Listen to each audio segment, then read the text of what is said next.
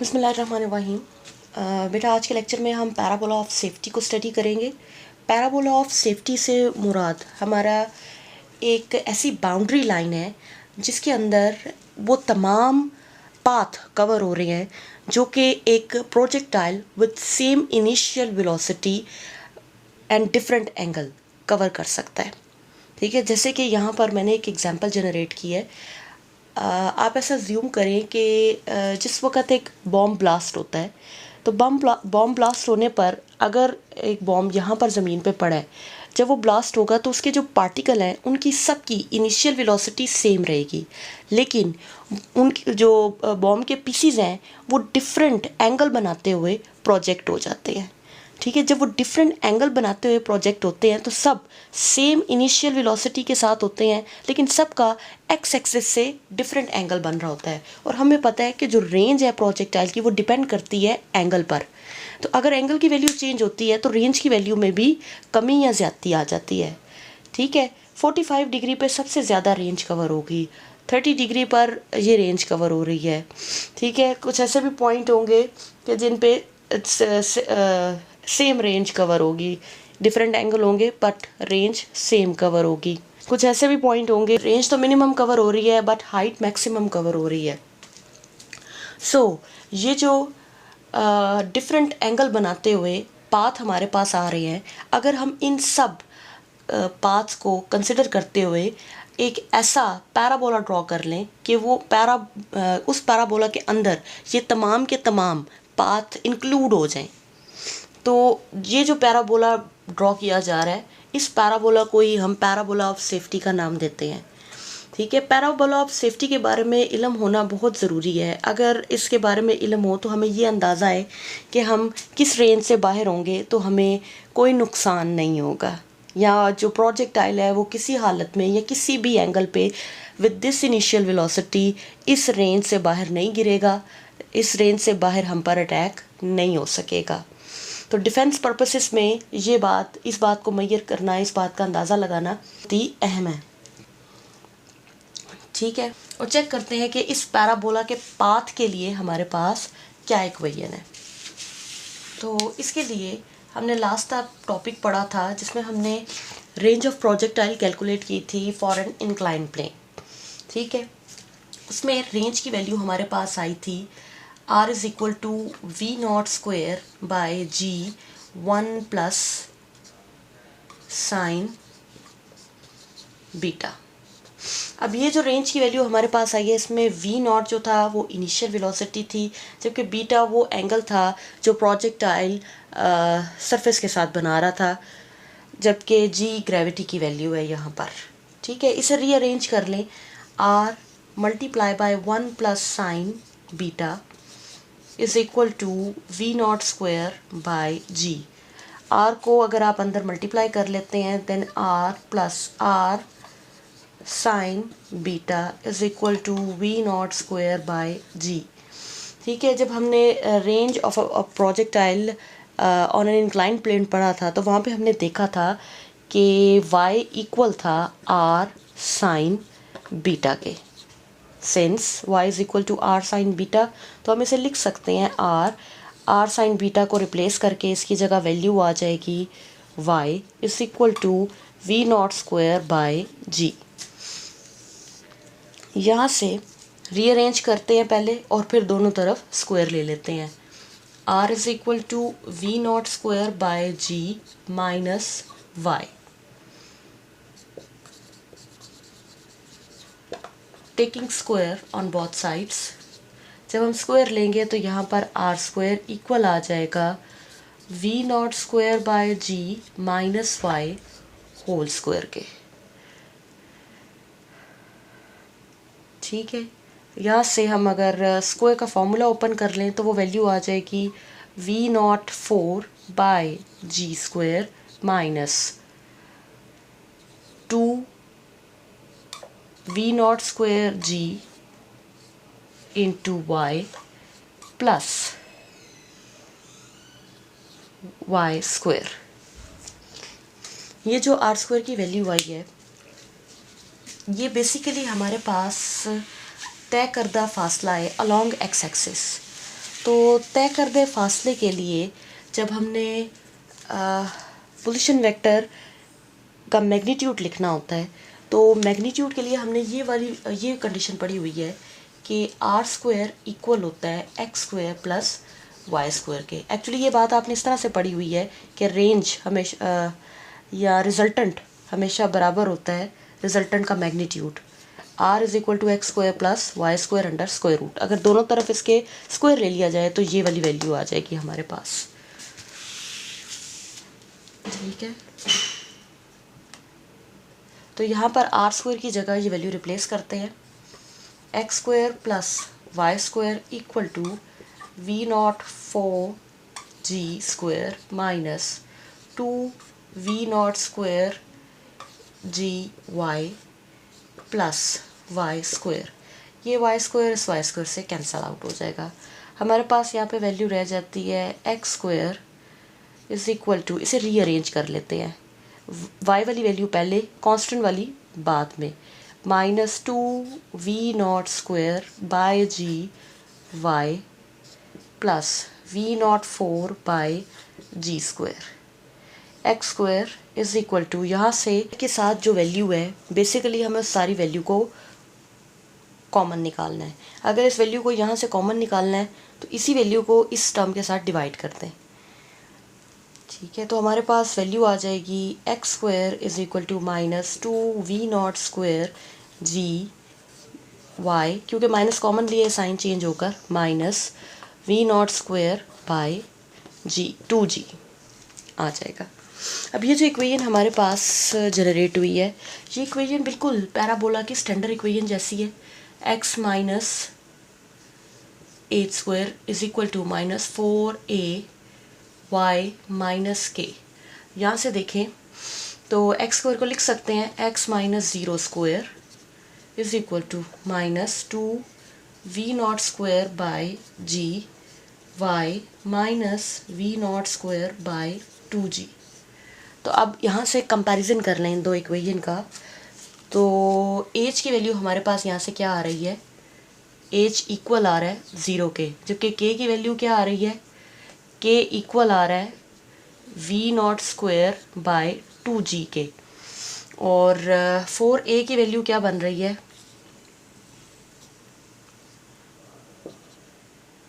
2v not square by ji. 4a को हमने कहा था कि ये लेंथ ऑफ लेटेस्ट रेक्टम है।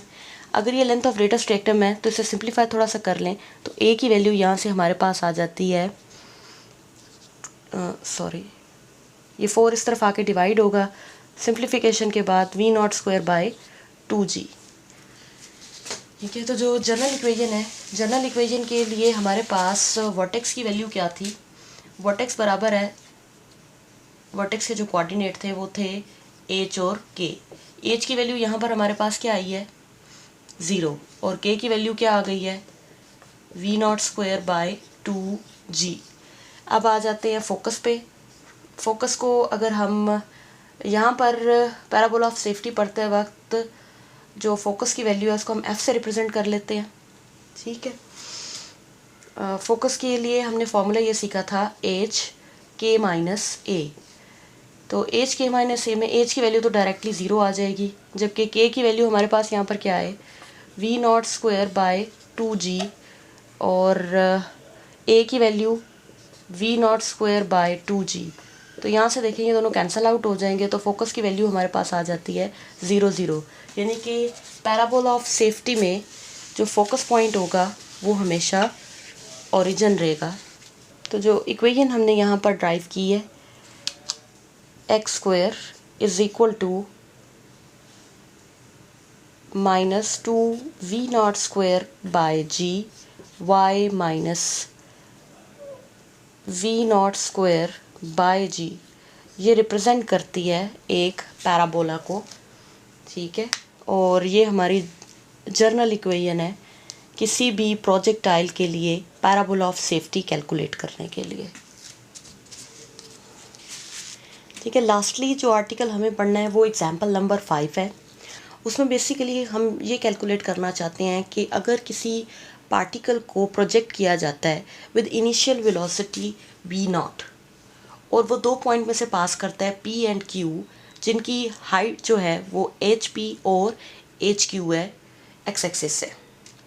हम ये बात साबित करना चाहते हैं कि वो इन 2 पॉइंट्स में से P और Q पॉइंट में से पास करेगा, P एंड Q, अगर तो उसे मिनिमम वेलोसिटी इस फॉर्मूले के तहत दी जाए कि V0 बराबर हो GHP plus HQ plus distance PQ under square root. ठीक है, अब इस बात को प्रूव करने के लिए हम अपनी एक डायग्राम जनरेट कर लेते हैं ताकि हमें ज़रा आसानी हो अकॉर्डिंग टू गिवन कंडीशंस। ठीक है, अब दी गई कंडीशन के मुताबिक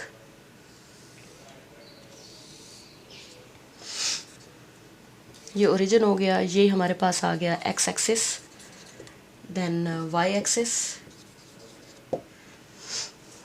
ठीक है, एक प्रोजेक्टाइल है, एक पार्टिकल है जो एज अ प्रोजेक्टाइल प्रोजेक्ट किया जा रहा है, तो वो जो पाथ बनाएगा डेफिनेटली वो एक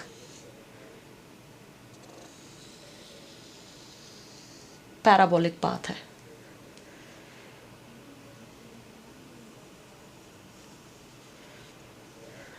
और इस प्रोजेक्टाइल को जो इनिशियल वेलोसिटी दी जा रही है उसका एक्स एक्सिस से एंगल डेफिनेटली हम हमेशा अल्फ़ा रखते हैं, आप अल्फ़ा लिख सकते हैं, लेकिन हमें यहाँ पर ज़रूरत नहीं पड़ेगी एंगल को डिस्कस करने की।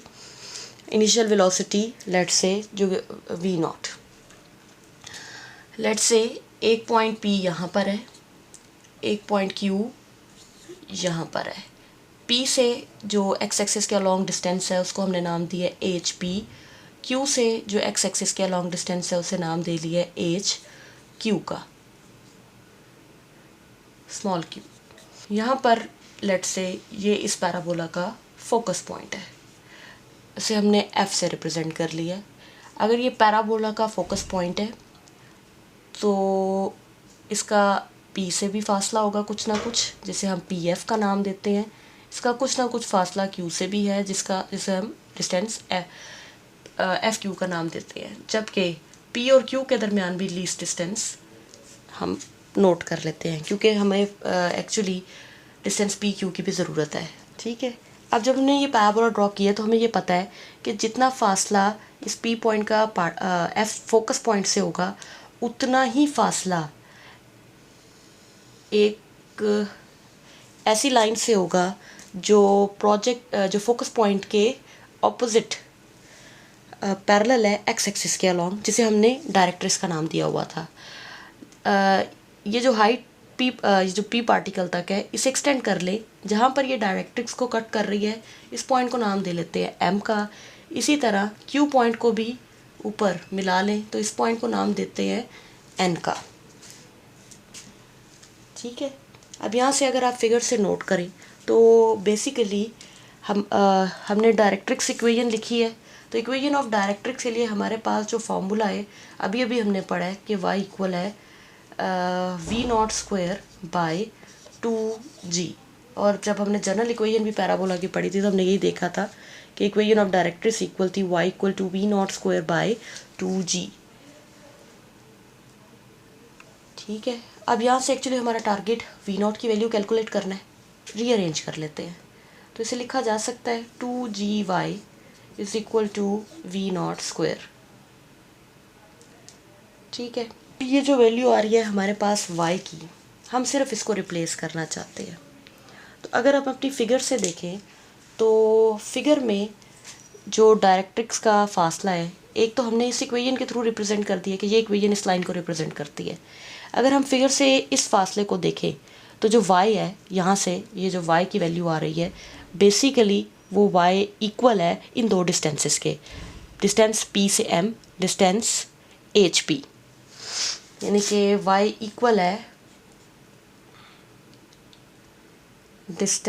HP plus distance PM। ठीक है, इसी तरह अगर हम फिगर से देखें, इसे इक्वेशन 1 कह लेते हैं, फिगर को दोबारा देखें तो ये फासला भी एक्चुअली y है। ठीक है, यहाँ से भी y की वैल्यू हमारे पास क्या आ जाएगी, HQ प्लस डिस्टेंस Q है। इसे इसे इक्वेशन 2 का नाम देते हैं। अब ये जो 2 इक्वेशन आ गई हैं हमारे पास, ठीक है, मुझे जो वेलोसिटी का जो फॉर्मूला प्रूव करना है उसमें अगर आप एक बात नोट करें तो एच पी भी आ रहा है और एच क्यू भी आ रहा है और दोनों का सम है। ठीक है, मुझे इन दोनों का सम बनाना है। सम बनाने का तरीका आसान है, इन दोनों को ऐड कर लें। जब हम इन दोनों को ऐड करेंगे यहाँ से, एडिंग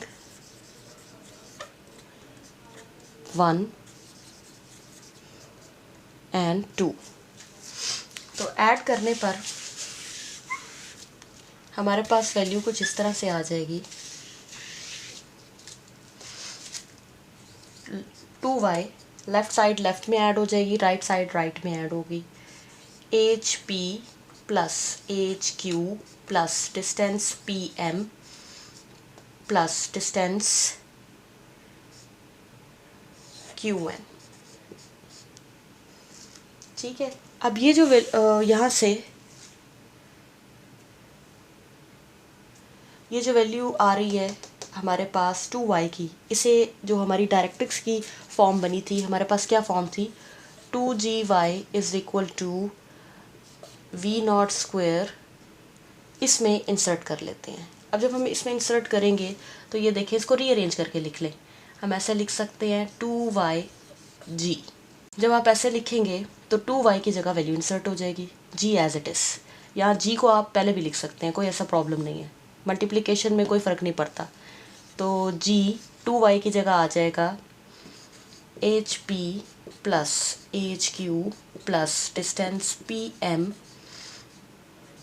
प्लस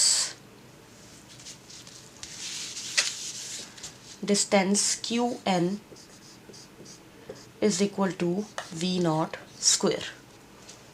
ठीक है, अब यहाँ से देखें, डिस्टेंस पी एम और डिस्टेंस क्यू एन पर हमारी हाइट हमारी वेलोसिटी डिस्टेंस पी एम और डिस्टेंस क्यू एन पे डिपेंड कर रही है। तो डिस्टेंस पी एम बेसिकली हमारे पास यहाँ से लेकर यहाँ तक फासला है, पर क्योंकि हमारी फिगर एक पैराबोला है तो हमें पता है कि पैराबोला में जितना फासला पॉइंट का डायरेक्ट्रिक्स के साथ होता है उतना ही फासला फोकस पॉइंट के साथ भी होता है। तो यहाँ से हम ये बात लिख सकते हैं कि distance P am actually equal है डिस्टेंस पी एफ के।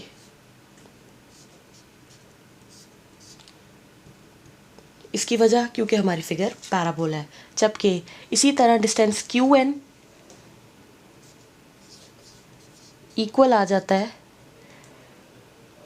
क्यू एफ के। ठीक है, तो अपनी इस इक्वेशन में हम पी एम की जगह पी एफ और क्यू एन की जगह क्यू एफ रिप्लेस कर देते हैं। जब हम इसे रिप्लेस करेंगे तो अब हमारे पास, मैं इसे रीअरेंज भी करने लगी हूँ, वी नॉट स्क्वायर की वैल्यू आ जाएगी G multiply by H P plus H Q plus distance P F plus distance Q F. अब क्योंकि वेलोसिटी डिपेंड कर रही है पी एफ और क्यू एफ पे, तो अगर ऐसा होगा कि ये क्योंकि सम में जा रहे हैं, अगर इस डिस्टेंस की वैल्यू मिनिमम होगी तो वेलोसिटी की वैल्यू ऑटोमेटिकली मिनिमम आ जाएगी। ठीक है, अब यहाँ पर ये देखें, ये 3 पॉइंट्स हैं, इन 3 पॉइंट से अगर आप इस डिस्टेंस को देखें तो P से F और F से Q ये फासला है हमारे पास टोटल। ठीक है, velocity is minimum if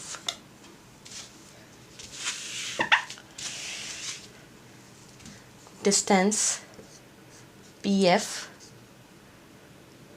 plus distance QF equal आ जाएगा डिस्टेंस PQ के। ये लिखने का मकसद बेसिकली ये है कि हम कहना चाहते हैं कि फोकस पॉइंट भी एक्चुअली यहाँ पे लाई करेगा, इस तरह का पैराबोला बनेगा कि उसका फोकस पॉइंट भी P और Q के दरमियान हो। P, F और Q कोलिनियर होंगे। अगर तीनों पॉइंट कोलिनियर होंगे, मीन एक ही लाइन में से पास करेंगे, तो उस वक़्त जो वेलोसिटी की वैल्यू होगी, इनिशियल वैल्यू जो हमें देनी होगी वो मिनिमम वैल्यू होगी। ठीक है, तो ये वैल्यू इंसर्ट करें तो वी नॉट स्क्वायर की वैल्यू आ जाती है हमारे पास G H P plus H Q और इस सारे को रिप्लेस करके लिखा जा सकता है P Q, distance P Q.